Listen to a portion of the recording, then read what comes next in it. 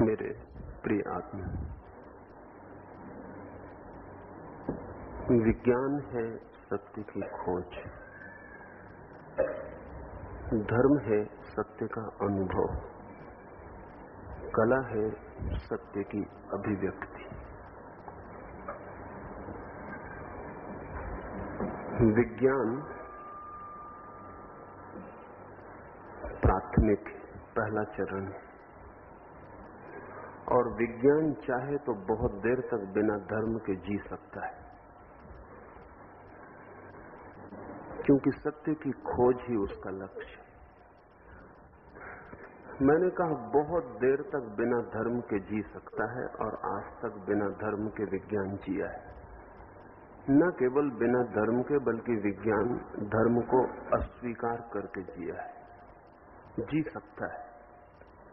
कोई रास्ता चाहे तो बिना मंजिल के भी हो सकता है, लेकिन विज्ञान जैसे ही विकसित होगा, मनुष्य सिर्फ सत्य को जानना ही नहीं चाहेगा, सत्य होना भी चाहेगा। इसलिए बहुत देर तक विज्ञान भी धर्म के बिना नहीं रह सकता है और उसके न रहने की संभावना रोज रोज प्रकट होती चली जाती है। विगत सदी के बड़े से बड़े वैज्ञानिक, चाहे आइंस्टीन हो, चाहे मैक्स प्लांक हो, चाहे एडिंगटन हो, चाहे कोई और हो, वे सारे लोग जीवन के अंतिम क्षणों में धर्म की बात करते हुए पाए गए। ये बड़ी कीमती संभावनाएं। आने वाली सदी में विज्ञान रोज रोज धार्मिक होता चला जाएगा, क्योंकि कोई रास्ता मंजिल के बिना रह सकता है, लेकिन मंजिल के बिना कोई रास्ता पूरा नहीं हो सकता। और मंजिल के बिना अगर कोई रास्ता हो तो अर्थहीन भी होगा, असंगत भी होगा, एब्सर्ड भी होगा, क्योंकि जो रास्ता किसी मंजिल पर न पहुंचाता हो उसको रास्ता कहना ही बहुत कठिन है। एक दिन रास्ते को मंजिल भी स्वीकार करनी पड़ती है और कोई साधन साध्य के बिना अर्थपूर्ण नहीं हो पाता है। इसलिए पश्चिम में जहां विज्ञान का गहरा प्रभाव है, रोज रोज अर्थहीनता, मीनिंगलेसनेस का भी विस्तार होता चला गया है। विज्ञान को धर्म होना पड़ेगा। धर्म का अर्थ है सत्य के साथ एक होने की आकांक्षा, सत्य का अनुभव। आदमी इतने से तृप्त नहीं हो सकता कि सत्य क्या है। उसकी तृप्ति तो पूरी तभी होती है जब वो सत्य के साथ एक हो जाए। हम यही न जानना चाहेंगे कि प्रेम क्या है, हम प्रेम होना भी चाहेंगे। हम यही न जानना चाहेंगे कि धन क्या है, हम धनी होना भी चाहेंगे। हम यही न जानना चाहेंगे कि सत्य क्या है, हम सत्य होना भी चाहेंगे। क्योंकि जानना सदा होने के लिए एक चरण के अतिरिक्त और कुछ भी नहीं है। इसलिए दूसरा चरण मनुष्य की खोज का धर्म है। धर्म चाहे तो बहुत दिन तक बिना कला के जी सकता है। जैसा मैंने कहा कि विज्ञान चाहे तो बिना धर्म के जी सकता है, धर्म चाहे तो बहुत दिन तक बिना कला के जी सकता है। लेकिन जब धर्म की बहुत गहरी अनुभूति होगी तो जो हमने जाना है वो प्रकट भी होना चाहेगा। सिर्फ जो हम हो गए हैं उतना ही काफी नहीं है, जो हम हो गए हैं वो अभिव्यक्ति भी होना चाहेगा। हम न केवल जानना चाहेंगे कि प्रकाश कैसे जन्मता है, हम प्रकाश होना भी चाहेंगे, लेकिन हम प्रकाश होने से चुप न होंगे। हम प्रकाश की किरणों को दूर दूर तक फैलाना भी चाहेंगे। जिस दिन धर्म की अनुभूति इतनी प्रगाढ़ होती है कि ओवरफ्लोइंग शुरू हो जाए, जिस दिन धर्म की अनुभूति इतनी गहरी होती है कि हमसे बाहर बहने लगे, चारों तरफ फैलने लगे, उस दिन कला का जन्म होता है। धर्म चाहे तो बहुत देर तक कला से बच सकता है, लेकिन बहुत ज्यादा देर तक नहीं बच सकता। अनुभूति जब गहरी होगी तो बटना चाहेगी। जब बादल बहुत सघन हो जाएंगे तो बरसना चाहेंगे, और जब नदी में वेग आएगा तो वो सागर की तरफ दौड़ना चाहेगी, और जब प्रेम हमारे हृदय में भर जाएगा तो वो चारों तरफ बरसना चाहेगा। और जब बीज पूर्ण विकसित होगा तो फूट के अंकुर बनना चाहेगा। सत्य की अनुभूति पर ही बात नहीं रुक जाती, सत्य की अभिव्यक्ति भी अनिवार्य है। और बड़े आश्चर्य की बात है कि जितना सत्य अनुभव करने से मिलता है उससे 1000 गुना सत्य अभिव्यक्त करने से वापस लौट आता है, क्योंकि जो हम देते हैं वो हमें वापस 1000 गुना होकर मिलने लगता है। जिस चीज में हम दूसरों को साझीदार बनाते हैं, जिस चीज में हम दूसरों को बंटवारे में मित्र बनाते हैं, वो चीज हम पर लौटने लगती है। सत्य की अनुभूति अंततः सत्य की अभिव्यक्ति बनती है। विज्ञान पहला चरण है मनुष्य की यात्रा का, धर्म दूसरा चरण है, कला उसका अंतिम चरण है। लेकिन ये बड़ी कठिन बात है, जैसा मैं कह रहा हूं। इतिहास में उल्टा हुआ है। इतिहास में ऐसा हुआ कि धर्म पहले आया, कला बाद में आई और विज्ञान सबसे बाद में आया।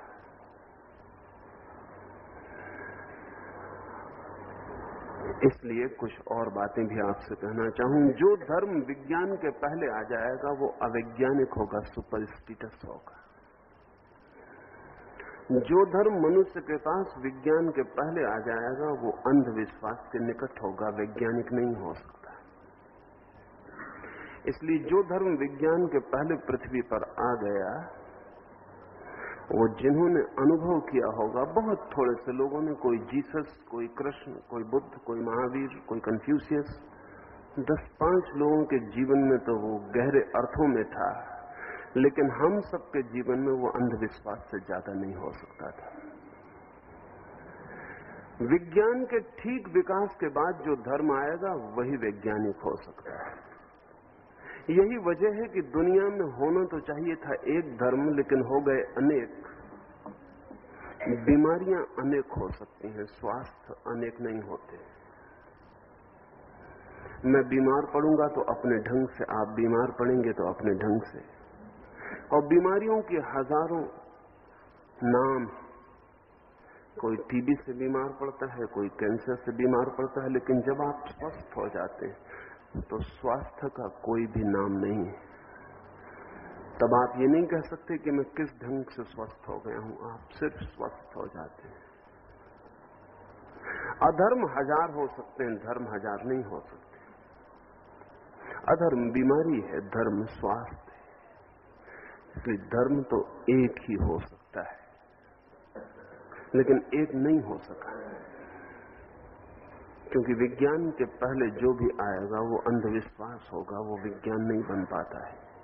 अब पहली बार पृथ्वी पर धर्म के अवतरण की समुचित व्यवस्था हो पा रही है, और भविष्य में जो धर्म अवतरित होगा वो हिंदू नहीं होगा, वो मुसलमान नहीं होगा, वो जैन नहीं होगा, वो ईसाई नहीं होगा, वो सिर्फ धर्म होगा। और जिस दिन मनुष्य जाति पर सिर्फ धर्म का अवतरण होगा, उस दिन ही हम धर्म के नाम पर हो रही नासमझियों से मुक्त हो सकेंगे, उसके पहले नहीं हो पाएंगे। आश्चर्य की बात है कि साधारण धार्मिक आदमी हिंदू मुसलमान होता है तो ठीक, सन्यासी भी हिंदू मुसलमान ईसाई और जैन होता है। कम से कम सन्यासी तो सिर्फ धार्मिक हो, वो भी संभव नहीं हो पाए। आश्चर्यजनक है ये बात। असल में समाज के लोग सन्यासी को भी पकड़ लेते हैं, तो समाज की सीमाएं और विशेषण सन्यासी को भी घेर लेते हैं, समाज की गुलामियां और समाज के बंधन सन्यासी को भी जकड़ लेते हैं। धर्म पैदा हुआ, कुछ थोड़े से व्यक्तियों के जीवन में उसकी अनुभूति गहरी थी, लेकिन समूह के जीवन में वो तब तक नहीं पहुंच सकता था जब तक कि विज्ञान ठीक भूमि को साफ न कर दे। अब विज्ञान ने भूमि ठीक से साफ कर दी, और अब धर्म अवैज्ञानिक ढंग से नहीं स्वीकृत होगा, इसलिए बड़ी कठिनाई पैदा हो रही। जो लोग अंधविश्वासों को पकड़े हुए हैं, वे सोचते हैं कि सारी दुनिया अधार्मिक होती जा रही। वे बड़ी भ्रांति में, सारी दुनिया अधार्मिक नहीं हो रही, सारी दुनिया अंधविश्वासों से मुक्त होने की कोशिश कर रही है और नए धर्म के जन्म की संभावनाओं को प्रकट कर रही है। आज बड़ी अजीब हालत है। आज अजीब हालत यह है कि जिसको हम कहें कि जो मंदिर नहीं जाता, हमारे पुराने शास्त्र को नहीं मानता, हमारे पुराने सिद्धांत को नहीं मानता। बहुत संभावना उल्टी हो गई है। संभावना ये हो गई है कि उस आदमी की जिंदगी में धर्म थोड़ा ज्यादा हो सकता है बजाय उनके जो मंदिर जाते हैं, पूजा करते हैं, प्रार्थना करते हैं। सच तो यह है कि इस सदी के समस्त बुद्धिमान विचारशील लोग धर्म के कारागृहों में खड़े होने को राजी नहीं रह गए। उसका कारण ये नहीं है कि लोग अधार्मिक हो गए, उसका कारण कुल इतना है कि अब धर्म वैज्ञानिक होने की चेष्टा कर रहा है और अवैज्ञानिक धाराएं उसे छोड़नी पड़ेंगी, उन्हें वो छोड़ रहा है। तो आज उल्टी बात हुई है। अगर हम बुद्ध के जमाने में लौटें या कृष्ण के जमाने में लौटें तो उस जमाने का श्रेष्ठतम बुद्धिमान आदमी धार्मिक था, और आज अगर हम धर्म की तरफ देखें तो आज का सबसे कम विकसित आदमी धार्मिक मालूम पड़ता है। सबसे कम शिक्षित, सबसे कम बुद्धिशाली, सबसे ज्यादा पिछड़ा हुआ आदमी आज धार्मिक मालूम पड़ता है। कृष्ण के जमाने में सबसे ज्यादा विकसित, सबसे ज्यादा बुद्धिमान आदमी धार्मिक मालूम पड़ता है। ये हैरानी की बात है। आज जो आदमी ठीक से शिक्षित है, जो आदमी ठीक से सोच विचार करता है, वो आदमी अचानक अधार्मिक क्यों हो जाता है? इस सोचने जैसी बात। हम कहेंगे ये शिक्षा गलत है, हम कहेंगे कि ये तर्क गलत हैं जो आज लोगों को दिए जा रहे हैं, इसलिए लोग अधार्मिक हो रहे हैं। नहीं, ऐसा नहीं। बात उल्टी हो गई है।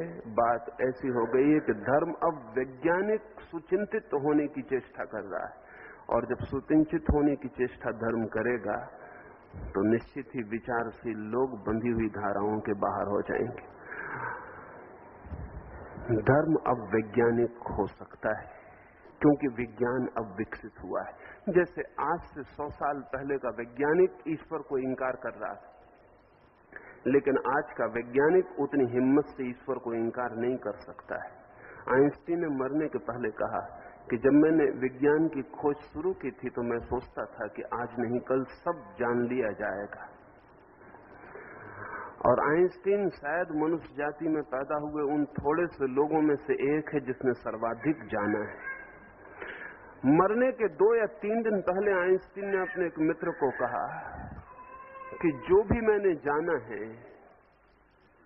आज मैं कह सकता हूं कि उससे सिर्फ मुझे मेरे अज्ञान का पता चलता है और कुछ भी पता नहीं चलता। और जो जानने को शेष रह गया है वो इतना ज्यादा है कि जो हमने जान लिया है उसकी तुलना भी नहीं की जा सकती। मरने के पहले आइंस्टीन ने कहा कि मैं एक रहस्यवादी की तरह मर रहा हूं, एक वैज्ञानिक की तरह नहीं। मुझे जगत रोज रोज ज्यादा मिस्टीरियस, ज्यादा रहस्यपूर्ण होता चला गया है। जितना ही मैंने खोज की है उतना ही मैंने पाया है कि खोज करने को और भी ज्यादा आयाम खुल गए हैं और डायमेंशंस खुल गए हैं। जितने दरवाजे मैंने खोले पाया कि और बड़े दरवाजों पर पहुंच गया हूं। जितने रास्ते मैंने पकड़े पाए कि और बड़े राजपथों पर मुझे पहुंचा दिया गया है। जितनी कुंजियां मैंने पाई उनसे जो ताले मैंने खोले पाया कि और बड़े ताले आगे लटके हुए हैं। एडिंगटन ने अपने संस्मरणों में लिखा है कि जब मैंने सोचना शुरू किया था तो मैं समझता था जगत एक वस्तु है, लेकिन अब मैं कह सकता हूं कि more and more the world is looking not like a thing but like a thought. लेकिन अब मैं कह सकता हूं कि जगत वस्तु की तरह मालूम नहीं पड़ता बल्कि एक विचार की तरह मालूम पड़ता है। अगर जगत एक विचार है तो विज्ञान ने छलांग लगा ली धर्म में, और जगत अगर एक अनंत रहस्य है तो हमने परमात्मा शब्द का उपयोग किया हो या न किया हो, हम परमात्मा के द्वार के पास खड़े हो गए। और अगर जगत हमारे ज्ञान से नहीं सुलझता, सिर्फ जानने से नहीं सुलझता, तो बहुत देर नहीं है जब हम ये बात कह पाएंगे कि जानने से नहीं सुलझेगा, होने से सुलझेगा। नॉलेज काफी नहीं है, बीइंग की जरूरत पड़ गई है। इतना काफी नहीं है कि हम दूर खड़े होकर देखें, जरूरी हो गया है कि हम एक हो जाएं, तन्मय हो जाएं, डूब जाएं और जानें। शायद जानने का अब एक ही रास्ता है, वो होना है। विज्ञान अब धर्म के लिए रास्ता खोज रहा है। लेकिन कला भी आ चुकी है दुनिया में, और मैं मानता हूं कि कला तो तब आएगी जब बड़े व्यापक पैमाने पर धर्म आ जाए। तो फिर कला के नाम पर जो आया है वो क्या है? कला के नाम पर 99% तो वासना का उभार है।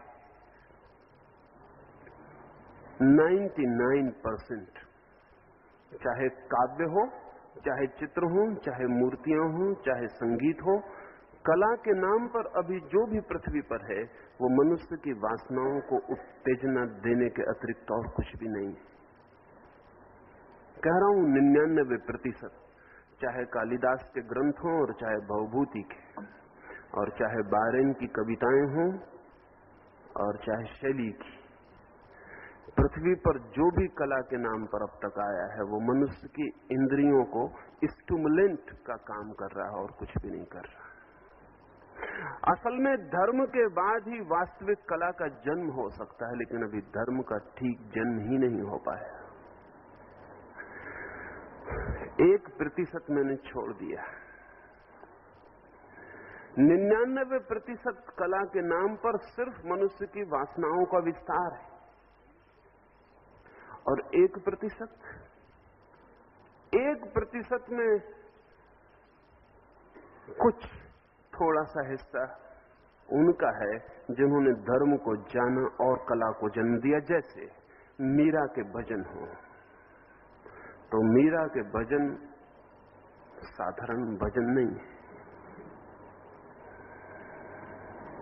मीरा के भजन एक धर्म की अनुभूति से प्रकट हो रहे हैं। एक अनुभूति है भीतर और फिर अभिव्यक्ति हो रही है। कुछ पाया गया है और अब बांटा जा रहा है। आमतौर से लोग समझते हैं कि मीरा ने भजन कर करके भगवान को पा लिया। मैं नहीं समझता।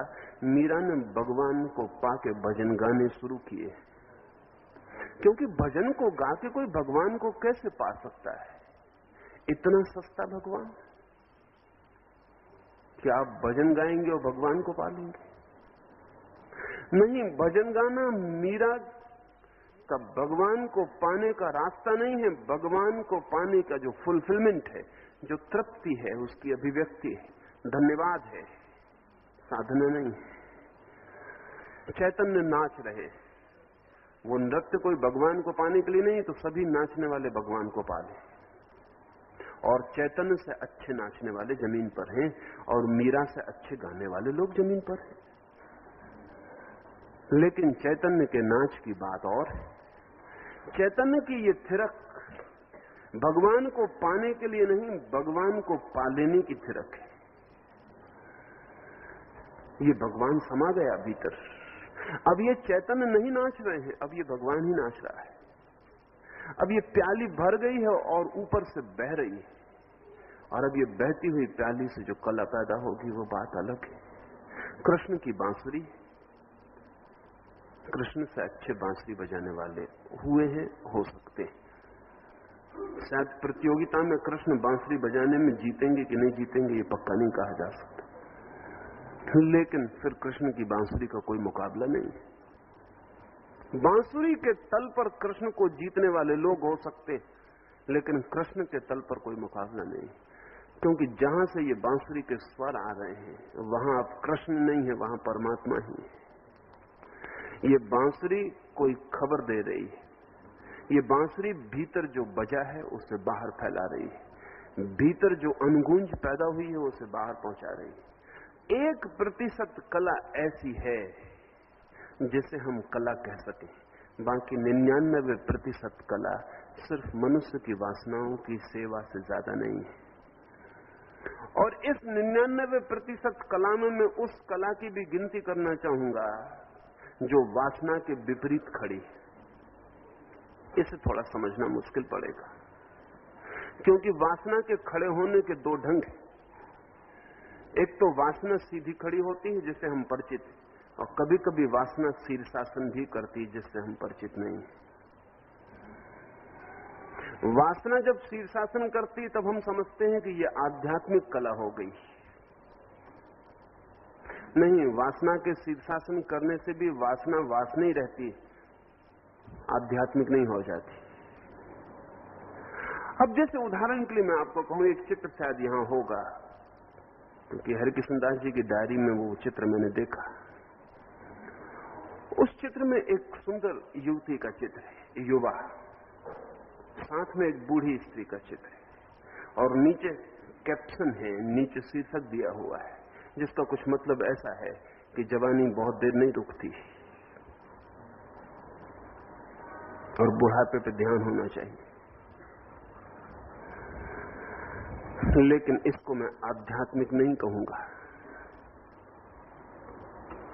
क्योंकि यहां भी जो सोचने का ढंग है वो जवानी पर ही खड़ा है। और अगर बुढ़ापे की निंदा की जा रही तो सिर्फ इसलिए कि जवानी ज्यादा दिन नहीं टिकती। अगर ज्यादा दिन टिके तो फिर इस चित्र का क्या होगा? आज नहीं कल विज्ञान रास्ते खोज लेगा कि बुढ़ापा नहीं टिकेगा, जवानी टिकेगी। फिर इस चित्र का क्या होगा? और अभी हम जिस आदमी से कह रहे हैं कि जवानी ज्यादा दिन नहीं टिकती, बुढ़ापे का ख्याल रखो, उस आदमी को दूसरा ख्याल भी आ सकता है कि जो चीज ज्यादा देर नहीं टिकती उसको ज्यादा भोग लो।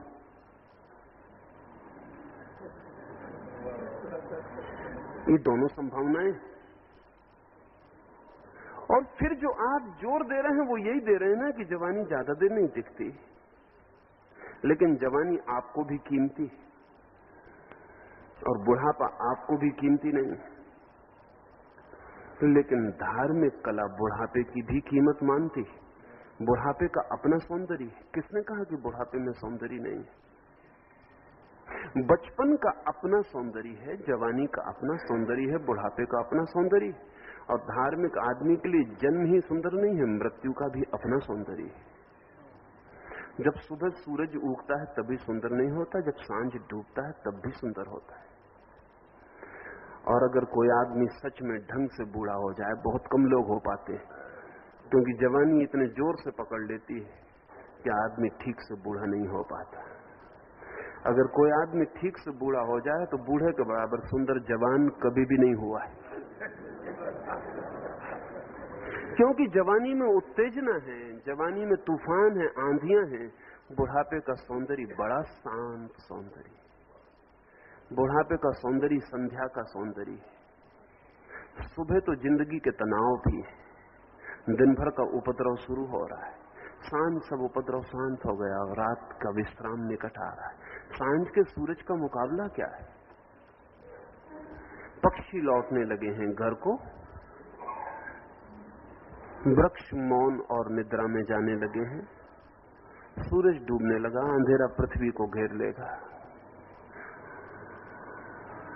सब चुप हो जाएगा, सब परमात्मा में एक अर्थों में लीन हो जाएगा। बुढ़ापा भी संध्या है। लेकिन जब हम चित्र पर जवानी का चित्र बनाते हैं और बुढ़ापे का चित्र बनाते हैं और कहते हैं सावधान बुढ़ापा आ रहा है, तो दो बातें पक्की हैं, जवानी हमारे लिए कीमती और बुढ़ापे के हम भी दुश्मन हैं। ये आध्यात्मिक चित्र नहीं हो सकता। ये सिर्फ परवर्टेड पैशन है, ये सिर्फ शीर्षासन करती हुई वासना है। और वासनाग्रस्त आदमी इसमें से ये मतलब नहीं निकालेगा जो वासना के दुश्मन ने निकाला है। वासनाग्रस्त इस चित्र को देखकर एकदम दौड़ पड़ेगा, वो कहेगा बुढ़ापा निकट आ रहा है, दिन जल्दी डूबने के हैं, जो भी करना है कर लो। तो वो कहेगा eat drink and B Mary, अब जल्दी पियो, जल्दी खाओ, जल्दी नाचो, क्योंकि बुढ़ापा करीब आ रहा है। और इन दोनों का तर्क एक जैसा है, इस तर्क में फर्क नहीं है। इन दोनों का तर्क यही है कि बुढ़ापा आ रहा है, मौत आ रही। नहीं, इसको मैं आध्यात्मिक चित्र नहीं कहूंगा। आध्यात्मिक कला जमीन पर बहुत कम पैदा हो सकी। या तो वासनाग्रस्त कला है या वासना विरोधी कला है, और जो वासना के विरोध में है वो भी वासनाग्रस्त है। जो दुश्मन है वासना का वो भी वासनाग्रस्त है। जो कह रहा है कि सुख क्षणभंगुर है इसलिए छोड़ो, वो असल में सुख छोड़ने को नहीं कह रहा, वो ये कह रहा है कि क्षणभंगुर है इसलिए छोड़ो। लेकिन अगर शाश्वत हो तो फिर छोड़ना नहीं है। इसलिए जमीन पे स्त्री को छोड़ो, स्वर्ग में अप्सरा को भोगो। ये धार्मिक आदमी। जमीन पे शराब छोड़ो, स्वर्ग में शराब के चश्मे बह रहे हैं, उनमें नहाओ। जमीन पर स्त्रियों से बचो, स्वर्ग की अप्सराएं 16 साल से ज्यादा उम्र की होती ही नहीं, उनकी तैयारी करो। ये आदमी धार्मिक है? ये आदमी कह रहा है जमीन पर कामनाएं छोड़ो, स्वर्ग में कल्पवृक्ष लगे उनके नीचे बैठो और कामनाएं करो और पूरी हो जाए। बड़े मजे की बात है। कामनाएं इसलिए छोड़ो कि कल्पवृक्ष मिल जाए, तो ये कामना छोड़ने वाले की वृत्ति है न। ये तो मुझे लगता है कि भोगी से भी ज्यादा भोगी मालूम पड़ता है। भोगी तो बेचारा क्षणभंगुर से राजी, बड़ा त्यागी। ये आदमी कह रहा है कि हम क्षणभंगुर को छोड़ते हैं क्योंकि हम शाश्वत को चाहते हैं। हम रमणी को छोड़ते हैं क्योंकि हम तो मोक्ष रमणी को चाहते हैं। हम जमीन की स्त्रियों को छोड़ेंगे क्योंकि ये बूढ़ी हो जाती हैं। हम तो स्वर्ग की अप्सराएं चाहते हैं जो कभी वृद्ध नहीं होती। हम सुख छोड़ते हैं क्योंकि ये आते हैं और चले जाते हैं। हम ऐसे सुख चाहते हैं जो आए और कभी न जाएं। ये आदमी आध्यात्मिक है या सुखवादी है? ये हेडोनिस्ट है, पार एक्सलेंस। इसका मुकाबला ही नहीं है सुखवाद का। इस सुखवादी ने स्वर्ग बनाए, ये धार्मिक नहीं है। ये प्रलोभन दे रहा है। ये कह रहा है यहां की स्त्रियां छोड़ो तो और अच्छी स्त्रियां इंतजार कर रही हैं। यहां का धन छोड़ो तो अपार धन, अनंत धन इंतजार कर रहा है। यहां का शरीर छोड़ो तो फिर और सुंदर देह मिल जाएगी, देवों की देह। नहीं, ये धार्मिक चिंतन नहीं है, ये वासना शीर्षासन करती हुई खड़ी हो गई। इसलिए जो आदमी समझना चाहता हो वो थोड़ा ठीक से देख ले कि इस तरह के सारे चिंतन के पीछे हमारी अतृप्त कामना ही मांग कर रही है। सप्रेस डिजायर, दमित की हुई कामना ही मांग कर रही है। ये ठीक नहीं है। इससे कोई अध्यात्म पैदा नहीं होगा। आध्यात्मिक कला तो आध्यात्मिक चित्त से पैदा होती, और आध्यात्मिक चित्त परमात्मा का अनुभव ना हो तो नहीं होता। इसलिए मैं मानता हूं कि अभी वास्तविक कला का पृथ्वी पर जन्म सबसे कम हुआ है। विज्ञान थोड़ा वास्तविक हुआ है, धर्म और भी कम वास्तविक हुआ है, कला तो बहुत ही मुश्किल है वास्तविक होनी। अभी वे महाकवि पैदा नहीं हुए। कभी कभी झलक मिलती है किसी उपनिषद में, कभी झलक मिलती है किसी गीता में, कभी झलक मिलती है बाइबल के किसी वचन में, कभी झलक मिलती है कबीर की किसी पंक्ति में, लेकिन झलक ही मिलती है। अभी वे महाकाव्य पैदा नहीं हुए, अभी वे महान मूर्तियां पैदा नहीं हुई। कभी झलक अजंता में दिखती है, कभी एलोरा में, लेकिन वो झलक है, अभी पृथ्वी उनसे भर नहीं गई। अभी कला के नाम पर जो चल रहा है वो सब रोग है, बीमारी। दो तरह के रोग हैं, एक जो वासना को उभार रहे हैं, एक जो वासना को दबाने की कोशिश में लगे हैं, लेकिन दोनों की दृष्टि वासना पर है। ये कला अगर ठीक से समझें तो जीवन का चरम उत्कर्ष है। फिर जरूरी नहीं है कि आप मूर्ति ही बनाएं, फिर जरूरी नहीं है कि आप चित्र ही रंगें, फिर जरूरी नहीं कि आप बांसुरी ही बजाएं, कुछ भी जरूरी नहीं है। फिर आपका पूरा जीवन ही सृजनात्मक होगा। आप चलेंगे तो भी उसमें काव्य होगा। जब बुद्ध चलते हैं पृथ्वी पर तो उनके कदमों की आहट में भी काव्य होता है, और जब जीसस सूली पर लटके हुए लोगों की तरफ देखते हैं तो उनकी आंख में भी कविता होती है। जरूरी नहीं है कि जीसस चित्र बनाए, बनाना चाहें तो बना सकते हैं। ज़ेन फकीरों ने जापान में बहुत चित्र बनाए, कोई मुकाबला नहीं उनके चित्रों का, लेकिन वो ध्यान के बाद बनाए। चीन में ताओइस्ट फकीरों ने बड़ी मूर्तियां बनाई हैं, लेकिन वो ध्यान के बाद बनाई।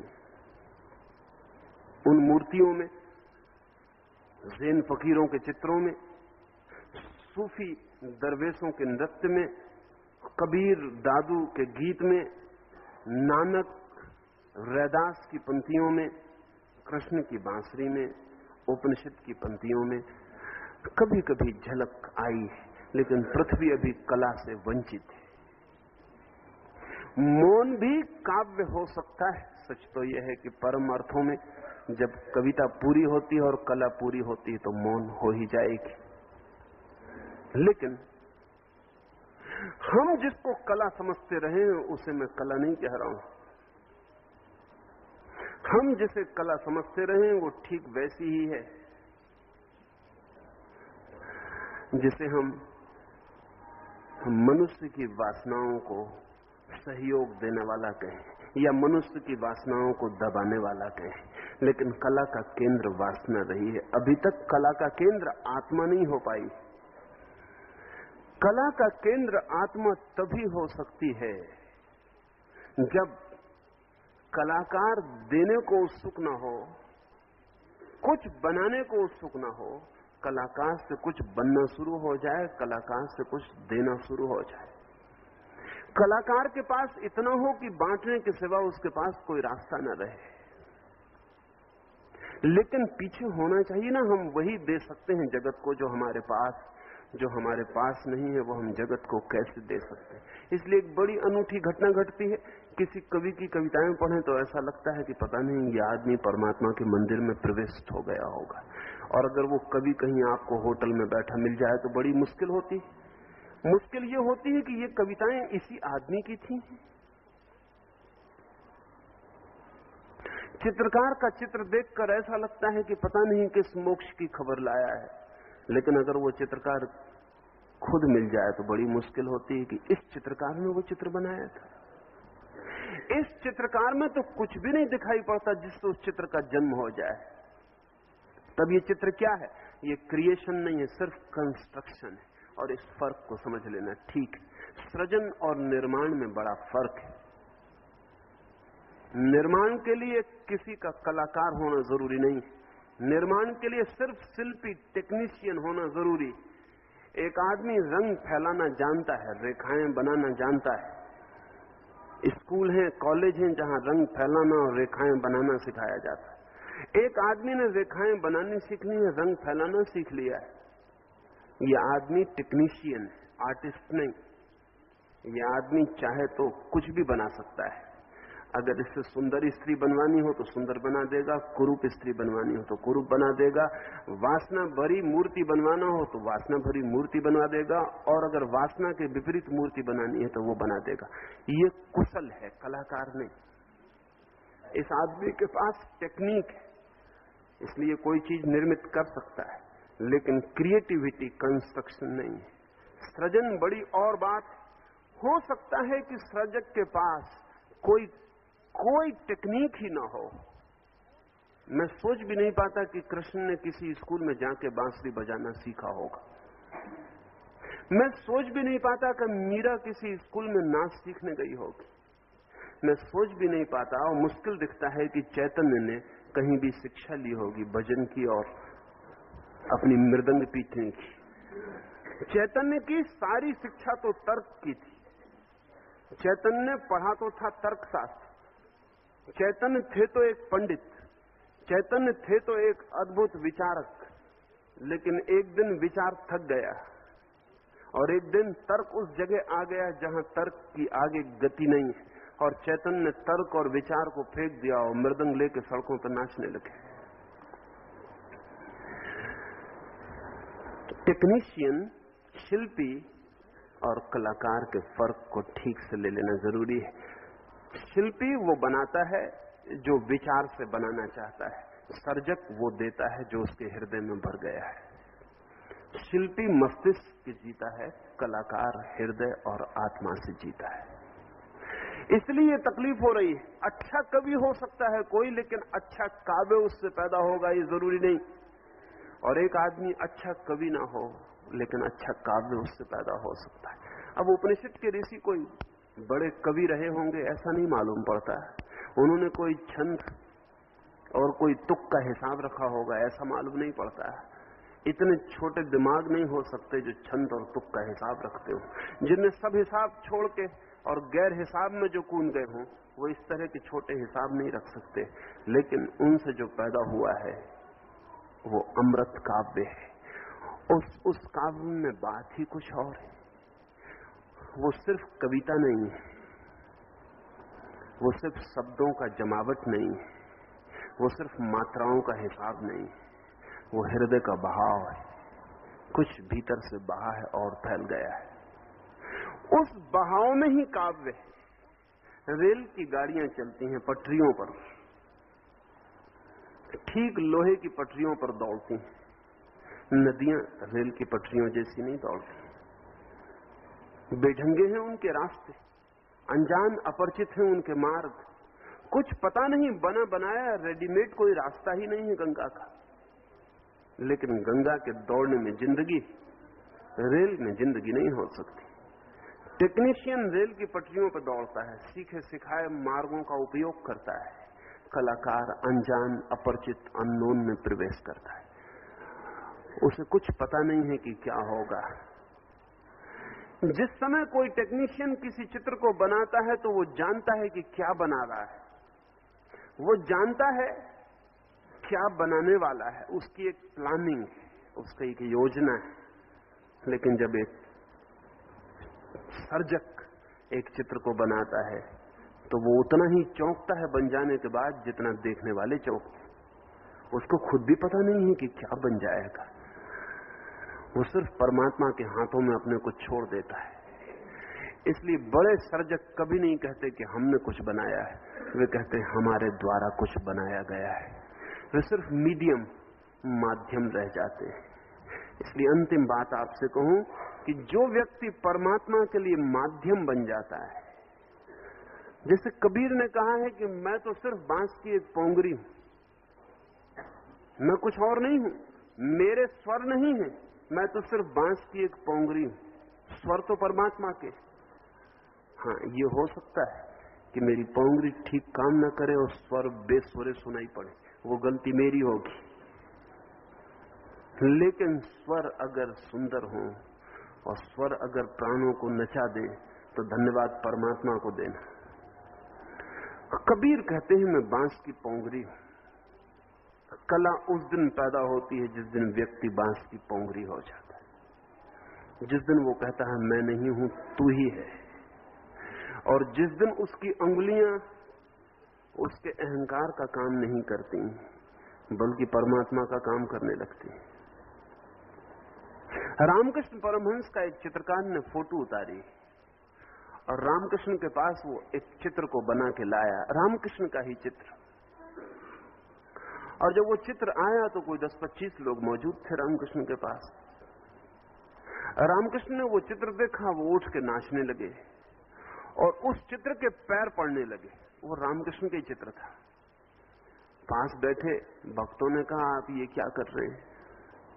भक्त अपने गुरुओं की बड़ी रक्षा करते रहते हैं, क्योंकि भक्तों को सदा डर रहता है कि गुरु कुछ गड़बड़ न करते। भक्तों ने कहा आप ये क्या कर रहे हैं? अपने ही चित्र के और पैर पड़ते हैं। रामकृष्ण ने कहा भली याद दिलाई, मैं तो भूल ही गया कि मेरा चित्र है। मुझे तो सिर्फ इतना ही लगा कि कैसा समाधिस्थ, समाधि का चित्र है, एक्सटेसी का। तो मैं नाचने लगा और मैंने पैर पड़ लिए, तुमने अच्छी याद दिलाई, नहीं तो लोग मुझ पर बहुत हंसते। अब इस आदमी को अपना चित्र भी पहचान में नहीं आया। बात क्या है? असल में अपनी पहचान ही मिट गई है, नहीं तो पहचान में कैसे ना आता। यह आदमी अब सिर्फ बांस की पोंगरी रह गया है। अब ये अपने चित्र में भी परमात्मा को ही देख पाया और पैर पड़ पाया। ये अपने चित्र में भी अपने को न देख सका, समाधि दिखाई पड़ी। और रामकृष्ण ने कहा कि इस चित्र के हजारों साल तक लोग पैर पड़ेंगे क्योंकि ये समाधि का चित्र है। एक सज्जन ने कहा कि आप ऐसी बात न कहें, लोग क्या कहेंगे कि अपने ही मुंह से कैसा अहंकारी आदमी रहा होगा कि कहता है कि मेरे चित्र के लोग हजारों साल तक पैर पड़ेंगे। रामकृष्ण ने कहा तुमने पता नहीं कैसे सुन लिया, मेरे तो मैंने कहा ही नहीं। मैंने कहा इस चित्र के मुझसे क्या लेना देना है, ये समाधि का चित्र है।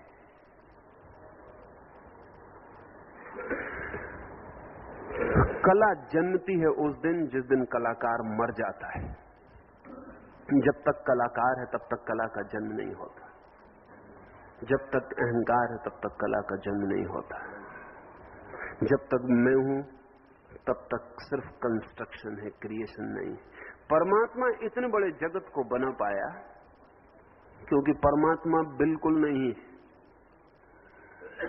हम एक छोटा सा चित्र बना लेंगे और बुरी तरह हो जाएंगे। हम एक छोटी सी मूर्ति खोद लेंगे और बुरी तरह हो जाएंगे। एक बहुत बड़ा मूर्तिकार हुआ, उसने एक पत्थर को खोद के मूर्ति बनाई है। राह से जो लोग भी निकलते हैं वो धन्यवाद देते हैं कि अद्भुत हो, तुम इतनी सुंदर मूर्ति बनाई। वो चित्रकार कहता है कि तुम सभी नासमझ ही इस रास्ते से गुजरते हैं क्या? मैंने मूर्ति बनाई नहीं, मैं यहां से गुजरता था, इस पत्थर में छिपी मूर्ति ने मुझे पुकारा। मैंने तो सिर्फ बेकार पत्थरों को अलग किया है, मूर्ति तो छिपी थी, वो प्रकट हो गई है। मैंने सिर्फ बेकार पत्थरों को अलग कर दिया छेनी से, मूर्ति तो पत्थर में छिपी थी। मैं यहां से गुजरता था, मूर्ति ने मुझे पुकारा कि कहां जा रहे हो, थोड़े से गलत पत्थर अलग कर दो। और अब मैं कह सकता हूं कि जो मूर्ति के भीतर से मुझे बुलाया उसी ने मेरे भीतर से सुना, अन्यथा मैं सुन कैसे सकता था? अगर पत्थर के भीतर बोलने वाला और हो और मेरे भीतर सुनने वाला और हो तो कम्युनिकेशन कैसे होगा, संवाद कैसे होगा? मैं सुन सका क्योंकि जो मूर्ति के भीतर छिपा है वही मेरे भीतर छुपा है। उसने मुझे खबर दी, मैंने गैर जरूरी पत्थर पर अलग कर दिए। मूर्तिकार मर जाए तो मूर्ति पैदा होती है, चित्रकार मर जाए तो चित्र जन्मता है, कवि मर जाए तो कविता पैदा होती है, कलाकार नहीं हो जाए तो कला का जन्म होता है। नहीं हो जाने की कला का नाम ध्यान।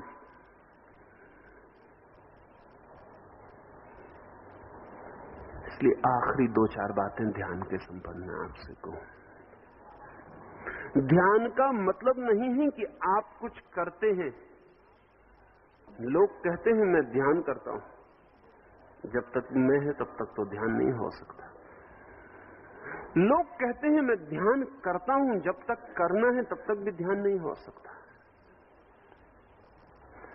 कभी आपने सोचा, जब आप कहते हैं मैं प्रेम करता हूं तो आप बड़ी गलत भाषा बोलते हैं।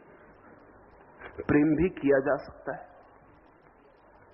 कभी दुनिया ने किसी ने प्रेम किया है सिर्फ अभिनेताओं को छोड़कर। और अगर आप भी करते हैं तो अभिनय ही करते होंगे, इससे बहुत फर्क नहीं पड़ता कि मंच आपकी कितनी बड़ी है और अभिनेता कितने स्थायी है, इससे कोई बहुत फर्क नहीं पड़ता। प्रेम किया नहीं जा सकता। प्रेम कोई कृत्य नहीं है, एक्ट नहीं है। कैसे करिएगा प्रेम? इसलिए अगर मैं आपसे कहूं कि चलिए शुरू करिए प्रेम, आप कैसे करिएगा? आप अचानक पाएंगे कि नहीं होता। आप कहेंगे कैसे कर सकता हूं? प्रेम कोई कृत्य नहीं है, एक्शन नहीं है। प्रेम एक स्टेट ऑफ माइंड, एक चित्त की दशा है। किया नहीं जाता, होता है। इसलिए जो लोग प्रेम में गहरे उतरेंगे वो कहेंगे प्रेम हो गया, वो नहीं कहेंगे कि प्रेम किया। और दूसरी मजे की बात है कि जब प्रेम होता है तब आप नहीं होते, और जब तक आप होते हैं तब तक प्रेम नहीं होता। जब आप अपने प्रेमी के पास होते हैं तब आप होते हैं नहीं। प्रेमी हो सकता है, आप नहीं होते। आप बिल्कुल मिट गए होते, आप होते ही नहीं, एक शून्य रह गया होता है। इसलिए दो प्रेमी जब मिलते हैं तो कितना विचार करके आते हैं कि ये बात करेंगे, ये बात करेंगे, ये बात करेंगे, लेकिन जब मिलते हैं तो चुप हो जाते हैं, सब बातें खो जाती हैं। ऐसे ही जैसे जब तक घड़ा खाली होता है तो आवाज करता है और जब भर जाता है तो चुप हो जाता है। दो प्रेमी मिलकर आज तक इतना भी नहीं कह पाए कि मैं तुम्हें प्रेम करता हूं। आप कहेंगे नहीं, बहुत प्रेमी कहते हैं कि मैं तुम्हें प्रेम करता हूं। ध्यान रखना, जब कोई कहे मैं तुम्हें प्रेम करता हूं तो समझना कि प्रेम का क्षण जा चुका है, ये सिर्फ स्मृति। जब प्रेम होता है तो इतने कहने का भी मन नहीं होता कि करता हूं, कि मैं हूं। जब प्रेम होता है तो प्रेम ही इतना होता है कि वहां मैं और तू को जगह नहीं रह जाती। रूमी ने एक गीत लिखा है कि प्रेमी अपनी प्रेसी के द्वार को खटखटाता है, पीछे से आवाज आती है, कौन है तू? तो वो प्रेमी कहता है मैं हूं, तूने आवाज नहीं पहचानी। तो वो प्रेसी कहती है कि जब तक तू है और तेरी आवाज और तेरी पहचान, तब तक प्रेम के द्वार कैसे खुल सकते? वो प्रेमी वापस लौट जाता है, वर्षों के बाद वापस आता है, फिर द्वार ठोकता है, वो प्रेयसी पूछती कौन है तू? तो वो प्रेमी कहता है अब तो मैं नहीं हूं, अब तो तू ही है। और रूमी कहते हैं कि द्वार खुल जाता है। मैं नहीं कहूंगा, मैं मानता हूं रूमी ने जरा जल्दी द्वार खुलवा दिया। मैं तो कहूंगा कि वो प्रेयसी फिर कहती है कि जब तक तेरे लिए तू है तब तक मैं भी छुपा होगा, कहीं न कहीं गहरे में बैठा होगा, क्योंकि अगर मैं भीतर मर जाए तो बाहर तू भी मिट जाता है। मैं और तू एक ही सिक्के के दो पहलू, जहां तक मैं है वहां तक तू है। इसलिए जो भक्त भगवान से कहता है कि तू ही है मैं नहीं हूं, वो घोषणा कर रहा है कि मैं पूरी तरह हूं। उसके घोषणा ना करने में, उसके इंकार में भी उसका मैं मौजूद है। इंकार करने को भी कम से कम मैं तो चाहिए ही नहीं। भक्त इतना भी नहीं कहता कि तू ही है मैं नहीं हूं। भक्त कुछ कहते नहीं, बस रह जाता है। वो तू भी नहीं कहता, मैं भी नहीं कहता, वो चुप हो जाता है। इस चुप्पी का नाम ध्यान है। ये चुप्पी अगर प्रेम से उपलब्ध हो जाए तो उस मार्ग का नाम भक्ति है। ये चुप्पी अगर ज्ञान से उपलब्ध हो जाए तो उस मार्ग का नाम ज्ञान है। ये चुप्पी अगर कर्म के मार्ग से उपलब्ध हो जाए तो उस मार्ग का नाम कर्म है। और इस चुप्पी का नाम ध्यान है। चुप हो जाए मेरा मैं, वो जो भीतर निरंतर बोल रहा है मैं, वो श्वास श्वास में बोल रहा है मैं, आंख की पलक हिलती है तो मैं, पैर उठता है तो मैं, श्वास लेता हूं तो मैं, सब तरफ वो जो मेरा मैं है वो चुप होता जाए, वो शांत होता जाए। और एक घड़ी आ जाए कि मैं अपने भीतर खोज के कह सकूं कि मैं कहां गया, मैं कहां है, तो ध्यान उपलब्ध होता है। लेकिन हम बड़े अद्भुत लोग हैं। सांसारिक आदमी का मैं तो होता ही है, जिसको हम धार्मिक कहते हैं उसका और प्रगाढ़ता से होता है। एक ग्रस्त का तो मैं होता ही है, होना ही चाहिए, लेकिन जिसको हम संन्यास्त कहते हैं उसके मैं का कोई मुकाबला ही नहीं। सन्यासी का मैं और सघन हो जाता है। भक्त को देखा सड़क पर, उसकी अकड़ ही और है, क्योंकि वो टीका लगाए हुए। जिसके माथे पे टीका नहीं उसको वो नरक भेजने की नजर से देख रहा है। जो मंदिर नहीं गया उसको सोच रहा है कि नरक में सड़वा देगा। आश्चर्य है। ध्यान का अर्थ सिर्फ एक ही है कि मैं न रह जाए, लेकिन वो मैं बड़ा प्रगाढ़ होता चला जाता है। मैं की तरकीबें अनंत, उसके रास्ते सूक्ष्म। कहीं से भी भागो मैं पकड़ लेता है, मैं से भी भागो तो पकड़ लेता है। और निरअहंकारी खड़े होकर बाजार में कहने लगता है कि मुझसे बड़ा निरअहंकारी कोई भी नहीं। हद हो गई। ये अहंकार की घोषणा है कि मुझसे बड़ा निरअहंकारी और कोई भी नहीं। अहंकार के रास्ते सूक्ष्म है। वो धन होता है तो कहता है इतना है धन मेरे पास। वो धन को त्याग देता है तो वो कहता है इतने धन को मैंने लात मार दी। लेकिन वो मैं पीछे खड़ा रह जाता है। वो संसार में भी अपने को भर लेता है, वो परमात्मा भी अपने को भर लेता है। वो कहता है मेरा परमात्मा सही है, तुम्हारा गलत है।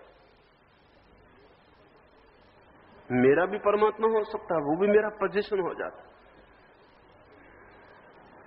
अगर मेरे मंदिर में आग लगा दी तो मैं आपकी मस्जिद में आग लगा दूंगा, क्योंकि वो तुम्हारे परमात्मा का मंदिर है। मस्जिद वाला मंदिरों को तोड़ता जाएगा, मंदिर वाले मस्जिदों को तोड़ते जाएंगे। ईसाई हिंदू को गलत समझेगा, हिंदू ईसाई को गलत समझेंगे। गीता वाला कुरान को गलत समझेगा, कुरान वाला वेद को गलत समझेगा। ये क्या पागलपन। लेकिन जहां मैं है वहां पागलपन होता ही है। असल मैं के अतिरिक्त और कोई मैडनेस नहीं है, मैं ही पागलपन है। मैं जितना बड़ा होता जाता है हमारे भीतर पागल उतना सघन होता जाता है। मैं जितना विरल होता है हमारे भीतर पागल उतना विदा होता जाता है। जिस दिन मैं नहीं रह जाता उस दिन हम पागल नहीं रह जाते। और जो पागल नहीं है वो धार्मिक, वो ध्यान को उपलब्ध होता है। तो अंतिम बात आपसे इतना ही कहूं कि जरा इस मैं के रास्ते पहचानना, ख्याल करके इससे लड़ना मत, क्योंकि लड़ेंगे तो वो मैं कहेगा कि देखो मैं लड़ रहा हूं। लड़ना मत, सिर्फ रास्ते पहचानना कि मैं कहां कहां से हाथ बढ़ा के आपको पकड़ लेता है। बस सुबह से शाम तक उसके रास्ते पहचानना, और जब वो पकड़े और जब आपके पैर को पकड़ ले और आप अकड़ के चलने लगे, और जब आपकी रीढ़ को पकड़ ले और आप पद्मासन में बैठ जाएं, और जब आपके सिर को पकड़ ले और टीका लगा ले, और जब मंदिर में आपको पकड़ ले और चाल बदल जाए, तो जरा उसको पहचानना कि ये मैं पकड़ रहा है।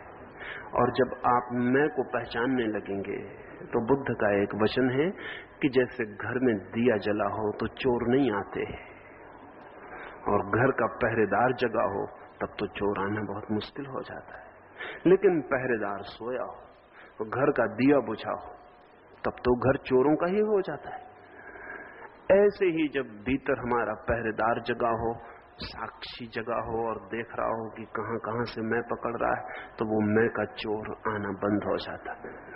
और जब हमारे भीतर चेतना का दिया जला हो, मौन का दिया जला हो, चुप्पी का दिया जला हो, तो वो फिर चोर हमारे भीतर प्रवेश नहीं कर पाता। और एक ही चोर है, मैं। उसने ही हमसे परमात्मा को छीन लिया। छोटा मोटा चोर नहीं, बहुत बड़ा चोर, क्योंकि जो परमात्मा को छीन सके वो कोई साधारण चोर नहीं है। एक ही दीवार। मैं एक बच्चे को देख रहा था एक रास्ते पर, वो एक बांस की छोटी सी पोंगरी बना के साबुन के बबूले उड़ा रहा था। पोंगरी को डुबा लेता था साबुन के पानी में, फूंक मारता था, बबूला बन जाता और आकाश में उड़ता था। सुबह का सूरज,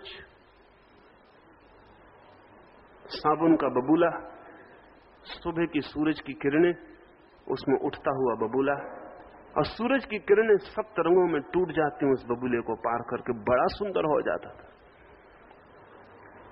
वो बच्चा उसे पकड़ने दौड़ता था, लेकिन वो बबूला ऊपर उठता जाता था। बड़ी मजे की घटना उस दिन मुझे दिखाई पड़ी। वो साबुन नीचे भी पड़ी थी लेकिन सुंदर ना थी। वही साबुन की एक बूंद फैल के सूरज की किरणों में बहुत सुंदर हो गई थी। जिसे हम सौंदर्य कहते हैं, वो सब ऐसा ही सौंदर्य है। सब मिट्टी है, सूरज की किरणों में फैल के सुंदर हो जाती। कहीं फूल बन जाता है, कहीं आदमी बन जाता है, कहीं स्त्री बन जाती है, कहीं चांद बन जाता है। सब सूरज की किरणों में फैल के सुंदर हो जाता है। सौंदर्य नीचे पड़ी चीजों का ऊपर उठ जाना है। सौंदर्य अंधेरे में पड़ी चीजों का प्रकाश में आ जाना है। सुंदर हो गया था बहुत। एक बूंद साबुन की, बर्तन में नीचे साबुन की बूंदें पड़ी थी, सुंदर न थी, सूरज की किरणों में बहुत सुंदर हो गई थी। और बड़ा आश्चर्य कि वो बबूला ऊपर उठ रहा था। ऐसा लगता था जैसे बबूला अपनी तरफ से ऊपर उठ रहा है। आपने भी साबुन के बबूले ऊपर उठते देखे होंगे, लेकिन आपको पता ना होगा कि बबूला क्यों ऊपर उठता है। साबुन का बबूला इसलिए सिर्फ ऊपर उठता है कि बच्चे के मुंह से जो हवा निकलती वो गर्म होती, बाहर की हवा से। ठंडी हवा नीचे की तरफ गिरती रहती है, गर्म हवा ऊपर की तरफ उठने लगती। गर्म हवा को जगह देने के लिए ठंडी हवा मार्ग छोड़ देती तो बबूला ऊपर उठने लगता है। हालांकि बबूला भी नीचे गिरना चाहता है, सब चीजें नीचे गिरना चाहती हैं, लेकिन गर्म हवा है, विरल है। आसपास की जो हवा है ज्यादा ठंडी, ज्यादा सघन है। आसपास की हवा ज्यादा इगोइस्ट है, ज्यादा अहंकार से भरी है। बबूले के पास अहंकार जरा विरल है तो वो ऊपर उठने लगता है। उसके पास मैं का भाव थोड़ा कम, हवा थोड़ी सघन कम है, इसलिए ऊपर उठने लगता है। लेकिन एक और मजे की बात है कि वो थोड़ी देर ही ऊपर उठता है, लेकिन जैसे जैसे ऊपर उठता है बड़ा होता जाता है। जो भी चीज ऊपर उठती बड़ी होती चली जाती है। वो बबूला भी बड़ा होता चला जाता है क्योंकि उस पर दबाव हवा का कम होता जाता है और साबुन फैलती चली जाती। फिर एक क्षण आता है कि साबुन का बबूला टूट जाता है और हम कहते हैं बबूला मर गया। वो बच्चा दूसरा बबूला बनाने में लग जाता है, लेकिन क्या बबूला मर गया? क्या मर गया? उस साबुन की पतली सी फिल्म के भीतर जो हवा थी वो मर गई, वो अब भी है। वो साबुन की पतली सी फिल्म जो उस हवा के चारों तरफ फैल गई थी वो मर गई, वो अब भी है। मर कुछ भी नहीं गया, सिर्फ बबूला इतना बड़ा हो गया कि अब साबुन की फिल्म उसे न संभाल सकी। साबुन की फिल्म टूट गई और बबूला विराट सागर से मिल गया। ऐसे ही ध्यान में रोज विरलता आती जाती। फिर एक दिन जिसे हम मैं कहते हैं वो साबुन की बबूले की फिल्म की तरह टूट जाता। हम मर नहीं जाते, लेकिन जिसे हम कहते थे वो मर जाता। वो भी क्या मर जाता, सिर्फ हमारा भ्रम मर जाता। और वो जो हमारे भीतर विराट, हमारे बबूले के भीतर बंद था, विराट के साथ एक हो जाता। उस दिन नृत्य है, उस दिन संगीत है, उस दिन कला है, उस दिन सृजन है। उस दिन व्यक्ति के जीवन से दुख का अंत हो गया और आनंद की वीणा बजने लगती है। उस आनंद की वीणा से उठे स्वरों का नाम कला है। उस आनंद के स्वरों से जन्मे हुए चित्रों का नाम कला है। उस आनंद के स्वरों से बजे हुए घुंघरों का नाम कला है। उस आनंद से जो भी हो, चाहे मौन, चाहे नृत्य, चाहे संगीत, चाहे गीत, चाहे काव्य, चाहे साहित्य, और चाहे कुछ भी ना हो, कोई चुप ही रह जाए, तो उसका मौन भी कला है। ये तीन बातें मैंने कही। विज्ञान प्रथम चरण है, वो तर्क का पहला कदम है। तर्क जब हार जाता है तो धर्म दूसरा चरण है, वो अनुभूति है। और जब अनुभूति सघन हो जाती तो वर्षा शुरू हो जाती, वो कला है। और इस कला की उपलब्धि सिर्फ उन्हें ही होती है जो ध्यान को उपलब्ध होते हैं। ध्यान की बाई प्रोडक्ट है। जो ध्यान के पहले कलाकार है वो किसी न किसी अर्थों में वासना केंद्रित होता है। जो ध्यान के बाद कलाकार है उसका जीवन, उसका कृत्य, उसका सृजन सभी परमात्मा को समर्पित और परमात्मा में हो जाता है। इसलिए कला को मत खोजना, खोजना ध्यान को, और कला को छाया की तरह पीछे से आने देना। कला को मत खोजना, खोजना मौन को, कला को पीछे आने देना। कला सदा शैडो की तरह आती है, पीछे से आती है। जो कला को सीधा खोजता है वो शैडो लैंड में खो जाता है, वो सिर्फ छाया लोक में खो जाता है। इसलिए जिसको हम कलाकार कहते हैं, चित्रकार, मूर्तिकार, कवि, वो सब छाया लोक में खोए रहते हैं। सत्य की दुनिया से उनका कोई संबंध नहीं हो पाता। वे सिर्फ सपनों में ही खोए रहते हैं और अपने सपनों को ही सजाते और संवारते रहते हैं। कला का सपनों से कोई संबंध नहीं। जितना संबंध विज्ञान का सत्य से है, जितना संबंध धर्म का सत्य से है, उतना ही संबंध कला का भी सत्य से है। ये थोड़ी सी बातें मैंने कही। जरूरी नहीं कि मेरी सब बातें ठीक हो, ये भी जरूरी नहीं कि कोई एक आध बात भी ठीक हो, ये भी जरूरी नहीं कि आप मेरी बातें माने। इतना ही काफी है कि जो मैंने कहा उसे आप थोड़ा सा सोचना, हो सके तो थोड़ा सा अनुभव करना, हो सके तो अनुभूति को थोड़ा सा फैलने देना और बचने देना। मेरी बातों को इतनी शांति और प्रेम से सुना, उससे बहुत अनुग्रहित हूं। और अंत में सबके भीतर बैठे परमात्मा को प्रणाम करता हूं। मेरे प्रणाम स्वीकार।